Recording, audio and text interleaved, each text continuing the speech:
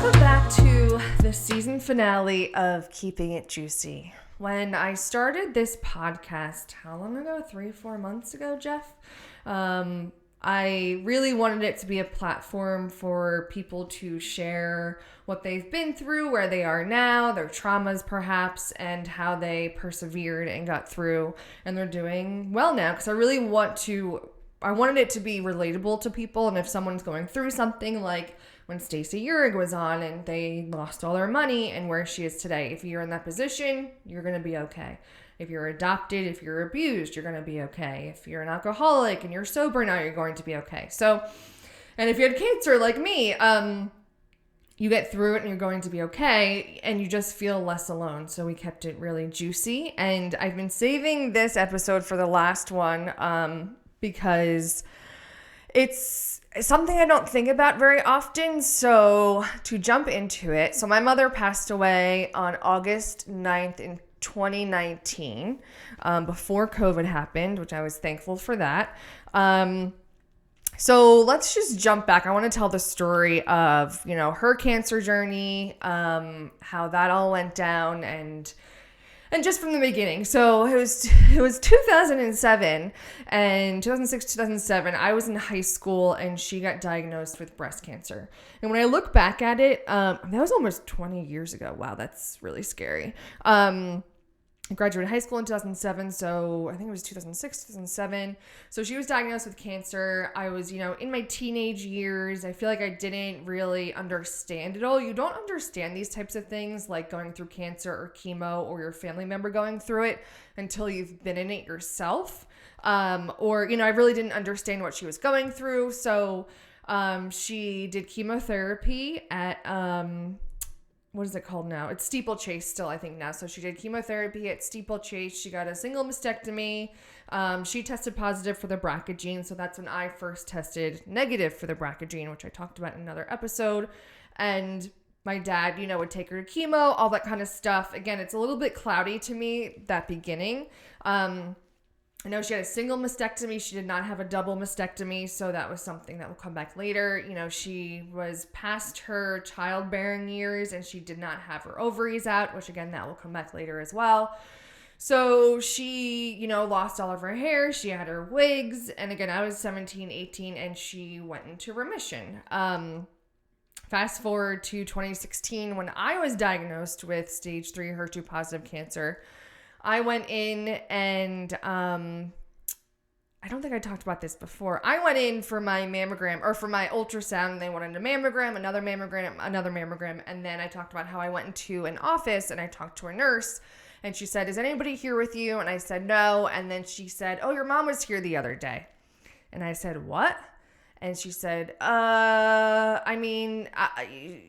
yeah, she was just here. She was here. And I was like, what is going on? What is going on? And then at that point, I was getting really scared myself, because she was like, "Is anyone here with you? We want you to see the breast surgeon," all this kind of stuff. So I go home, I talk to my mom, and I say, the nurse said that you were there the other day. Like, is something wrong? And she said, "No, just a checkup. And I said, okay. So then my mom, took me to the breast surgeon. I got the biopsy done. Breast cancer, obviously. And so I started chemotherapy on December 2nd, 2024. I was going to Memorial Sloan Kettering. And during that time, I was very focused on myself. A lot of the family was focused on me. Everyone was just focused on me day by day. And unfortunately, my mom wasn't taking care of herself because she was so concerned about me. So eventually it got to the point, there were little things where I was kind of finding out that she was sick. So everyone would bring me to chemotherapy. Different people would bring me to chemotherapy each time. My dad and Kim would come the most, but every once in a while, another person would come because they wanted to help support, that kind of stuff. So she was coming one time. I drove there. She was meeting me there, and she was late for my chemotherapy, which is, a little outlandish, and it was very odd for her. So she was late. She showed up, and she was very, disoriented, and it almost seemed like she was a little confused, and that was concerning to me. So I talked to her best friend. I talked to my brother, and my mom, and her best friend was saying, she doesn't want to go out as much. It's a little concerning. So I was talking to my mom, and everything's fine. Everything's fine. And then eventually she got very sick. I had to go to her house and force her to go to the hospital. She was super distended in her stomach, which I hadn't seen before. So she had, I forget what it's called, when your belly fills with fluid. So her belly filled with fluid. She was very thin. And, I look back and maybe I clearly wasn't paying attention as much because I was going through treatment myself, which I don't know if I have guilt for. I really haven't gone through that. So I compartmentalize all of this. I actually don't think about any of it until I'm actually talking about it. And even people before I was shooting this, they're like, how are you doing? How are you feeling about talking about it? I literally don't think about it for one moment of my life, because that's how I cope with it. So in the end, we all went to the hospital. Her best friends came, and she turned out to have stage 4 ovarian cancer. So she had the BRCA gene. She had the BRCA gene. And so it gives you an 85% risk of breast cancer and an 85% risk of ovarian cancer. So I said before, she did not have her ovaries out and she did not have one of her breasts off, which she should have done. Do we know why she didn't do that? No. So she was completely distended. She had ascites, that's what it's called, when your fluid fills up into your cavities. And so they took all the fluid out. And I remember the doctor coming in to the emergency room and he looked at me and I said, don't say it. And he said, she has cancer, ovarian cancer. It's very bad. It has spread throughout her whole abdomen.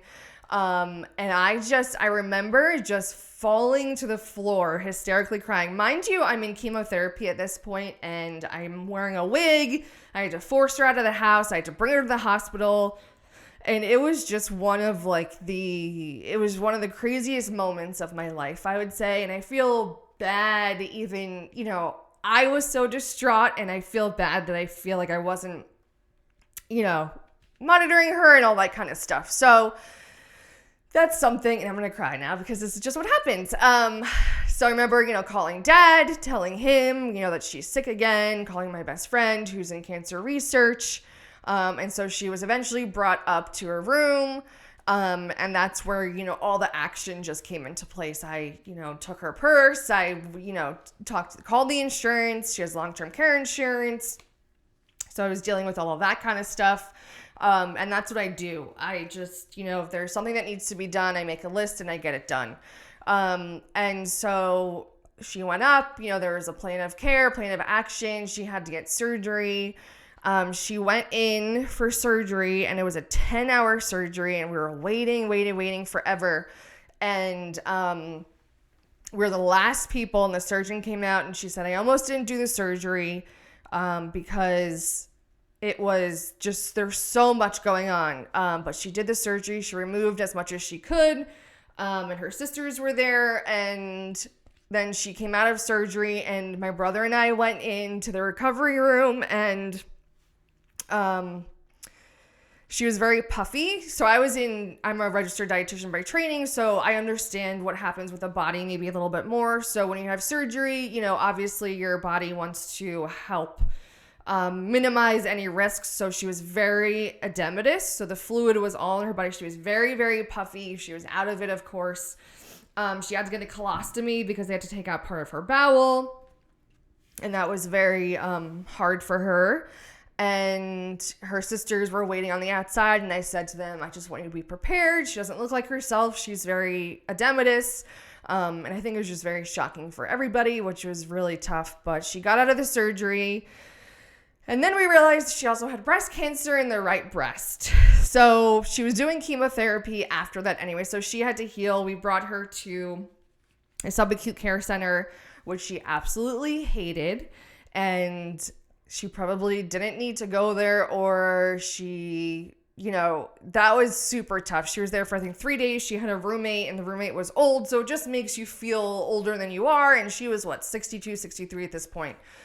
So she had a colostomy bag, which was very, very tough for her. We brought her home from the subacute care, and, at that point she was super angry.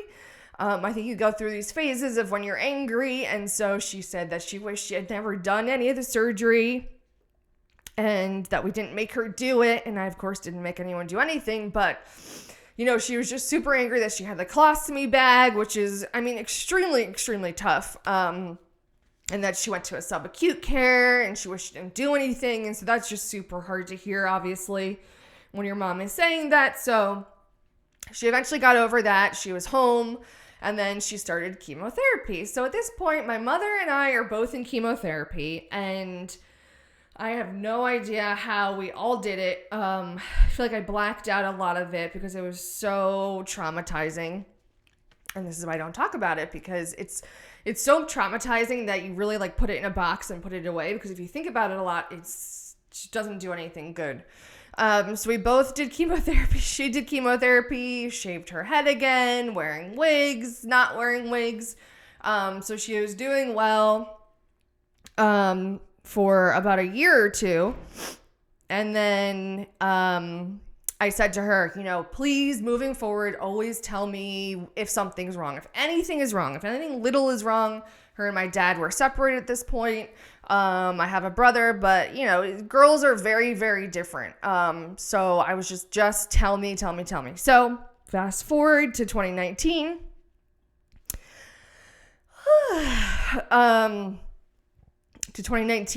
I remember sitting in my office at work, at Bell Works. I was still working for a different company. And I get a call from my dad in the middle of the day. Never a good sign. It's those phone calls that you get that you never get at that time, and it's not a good sign. So I got a phone call, and my dad said that my brother and my mom are on their way to the hospital because her vision is off. My first thought was, I'm so thankful that I'm getting this call and that my mom, said to my brother, something seems wrong. Go to the hospital, and her best friend happens to be there with her father. So she was there, and then they're doing tests, all that kind of stuff. And then the doctor pulled me out of the room. I remember we went into another a very small room. And I said, the cancer is back. And she said, well, it's a little bit different. It's actually glioblastoma, which is actually very rare. And I know 3 people who have passed away from it, which is concerning. So obviously, my immediate thing is to cry, and then I go into action, and I said, okay, well, we need to tell her. So the doctor went in and told her, and so glioblastoma, there's no cure for it.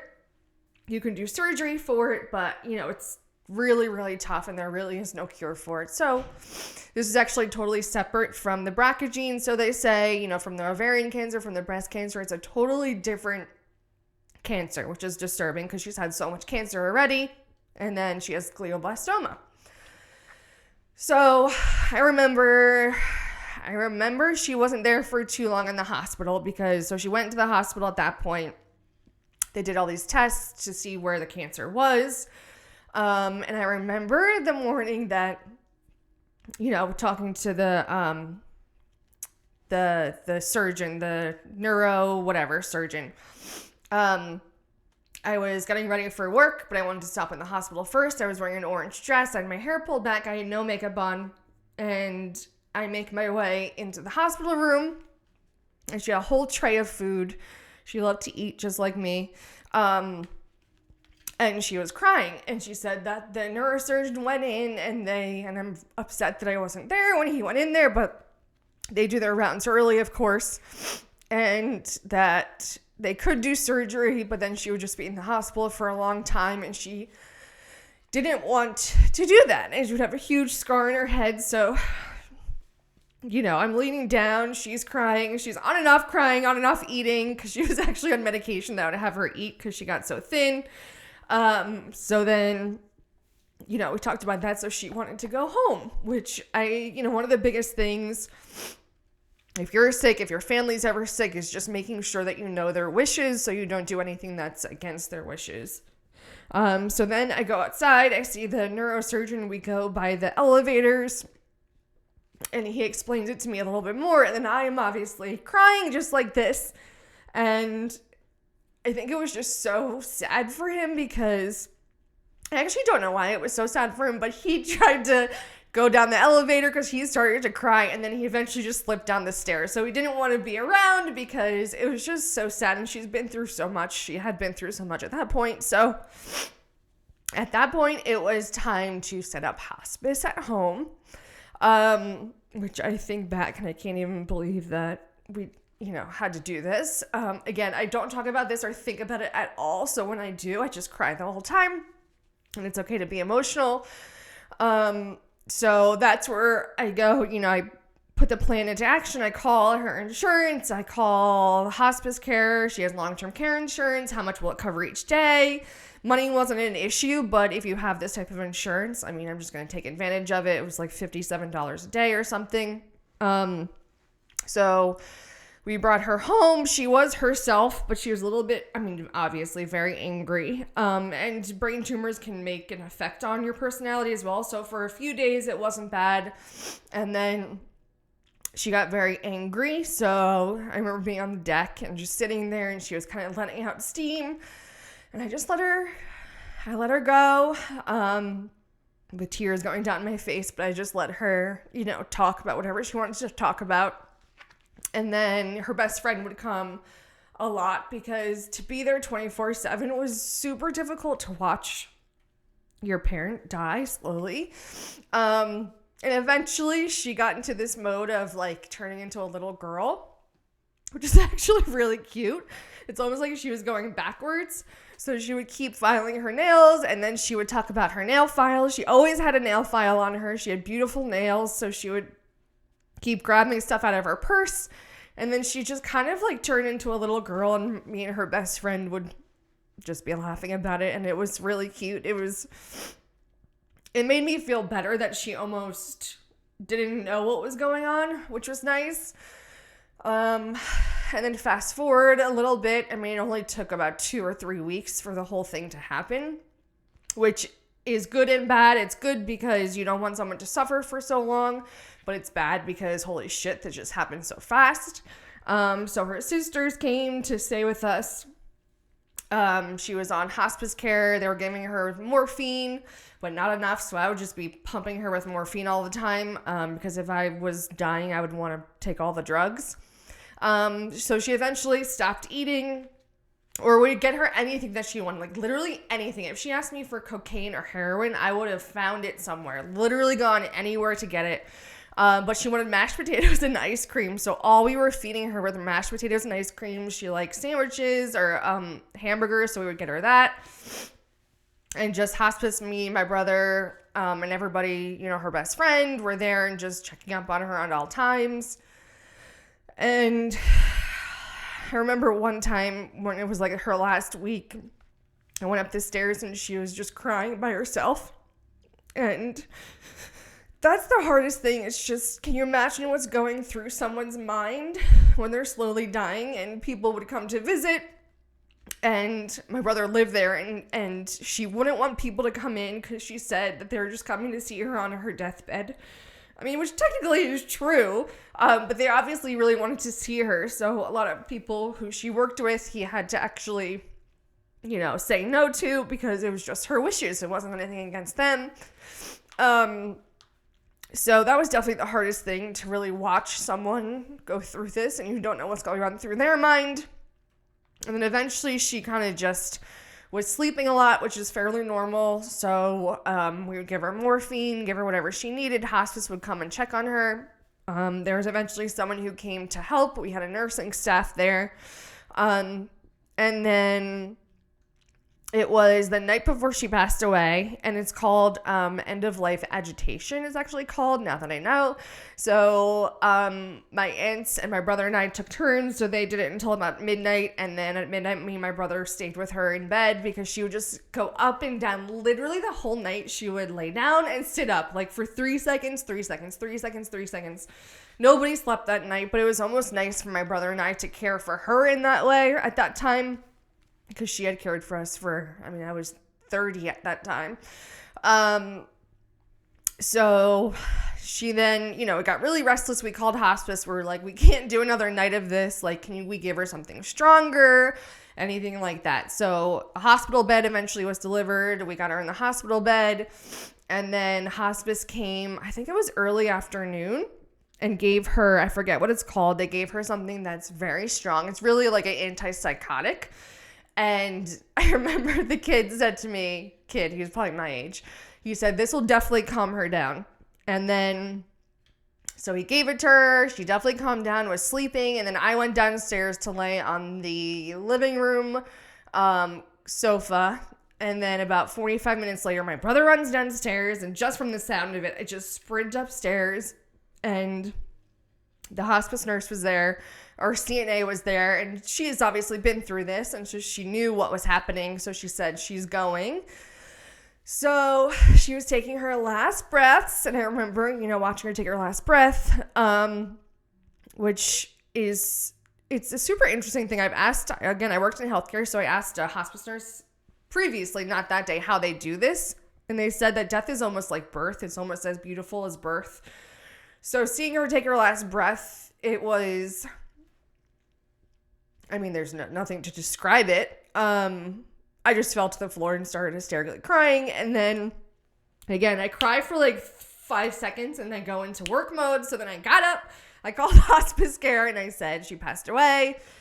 And I kissed her goodbye and everything. And her friend stayed there with her just to watch that or see it is obviously extremely tough. So my brother and I went outside. We just had to kind of get out of the situation. And the main director, someone who worked for the hospice care, and the nurse come walking up. They look very solemn, and one of my coping strategies is humor. So I literally said, when he walked up, I said, wow, that really did calm her down, that medication you gave her. And obviously he doesn't know me, but it was a big joke, and he was probably shocked and was like, this girl's so fucked up. So he went obviously to go see her, and she had passed away. And then it was super unfortunate. Her best friend was at the beach, came home, and she parked, and she didn't know that she had passed away. So I remember walking down the driveway, and, she could see it in my face. She was like, no. So she was super upset that she didn't have the opportunity to say goodbye. So she went upstairs, and she's hysterically crying, obviously, because I cannot imagine losing my best friend. So eventually, the people came from the funeral home, very freaking weird. Called my dad, and then we all kind of just sit on the deck. I'm in shock. I think we're all in, sleep deprivation. I go home, take an Ativan that my mom had. Obviously, I took the drugs that she had, because who wouldn't do that? Went home, drugged up, took a nap, and then honestly don't remember much after that. I remember having to go to the funeral the next day. My brother and I, went and picked an urn. It's in my house now. It's like a red, white, and blue. She was born on July 4th. She loved everything red, white, and blue. She had shoes, socks, everything. And so we had to do that. Then my aunt then wrote something for the newspaper, had to do that. And then we had to wait until next Saturday because we wanted people to be able to come. So that was, super interesting. And coping mechanism is compartmentalization for me. So again, I literally barely think about the whole scenario. I think about my mom every single day. She's still in my phone on my favorites. For a few months, maybe years, her best friend and I would still call the phone to see if this was a bad joke. I talked to my mom every day after work, if not multiple times a day, so that was super tough. But to be honest with you, it was 2019, so it'll be 5 years this August, and it still doesn't feel real. I can't believe that she's not here. Your life is never the same after a parent dies. I don't know if it's because I was 30, or was I 31? because I'll be 35 this August. No, I'll be 36. So I was 31. I don't know if it's because I'm younger, and I wasn't 60, 65, and no matter what, it's difficult, but for, someone to pass away, at that age, you should have 30 more years with them. I just think it's, unimaginable, and you think, well, why does this happen? I have no idea. And one of the things she did say to me when she was starting to like mentally kind of go, she was like, "Are you and Kim happy? You don't have kids or you're not married?" And I was like, "What the fuck? You were married and have kids and sometimes you weren't happy." So it was just one of those things that all of her thoughts came out, and I was like, "We're good, Mom. We just don't want what everyone else wants or society tells us we want. We're good." So those little things that came out that were actually pretty comical. But I really just like to share this story. I did on my reels a little bit because, number one, it's okay to share emotion. It's okay to go through trauma. It's okay to cry if you want to. And if you're going through something like this with a parent, it's super, super difficult. Just make sure that you ask for help. And yeah, no, I still don't think that it's real or that it happened or that she's not here. But this is life. And I think I've been through a lot in my life between her being sick, me being sick, her being sick again, passing away. People always ask, like, how do you do this? How do you go through all this? And it's just like, you just do it. And then it's not who you are, it's what you've been through. That's how I lived my life. And you learn from it. So you go to the doctor, you go to the dentist, you go to the OB, you take care of yourself, you do breast exams, you do all these things to make sure that you're healthy. And all of us will go through hard things, whether it's work, life, kids, anything like that. But you just have to push through. And keep it juicy, of course. So this is the season finale of Keeping It Juicy. And thank you for listening. Thank you for watching. And be sure to look out for season 2. Thank you for listening to this episode of Keeping It Juicy. You can find this episode and all the rest on YouTube, Spotify, and Apple. And as always, don't forget, keep it juicy.